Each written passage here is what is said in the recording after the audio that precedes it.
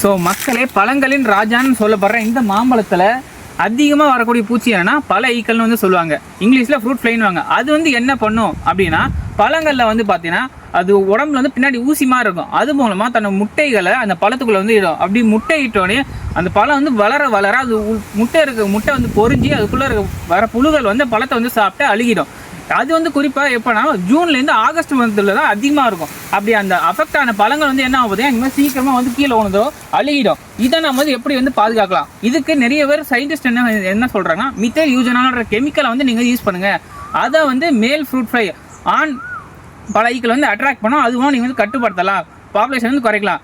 இது ஒன்று சொல்கிறாங்க. ஆனால் அது வந்து ரொம்ப அதிகமாக இருக்குது, வேலை வந்து என்ன அதிகமாக இருக்குது, என்னால் வந்து வாங்க முடியல அப்படின்றவங்களுக்கு இன்னொரு வழி என்னென்னா வந்து பார்த்தீங்கன்னா துளசி. அதாவது கிருஷ்ணா துளசி, அதாவது நீல கலரில் இருக்கும் துளசி. அதில் வந்து பார்த்தீங்கன்னா 40% அதோட இலைகள், பூக்கள், தண்டுகள் வந்து 40% அதே அந்த மித்தைல் யூஜனால் கெமிக்கல் வந்து இருக்குது.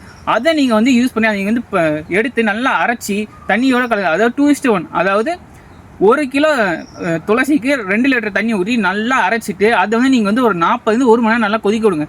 கொதிக்க விட்டு அதை வந்து வடிகட்டி அதை வந்து நீங்கள் வந்து ட்ராப்பாக வந்து யூஸ் பண்ணலாம். அதை வந்து ஒரு ஏக்கருக்கு 40 ட்ராப் வந்து வைக்கலாம்.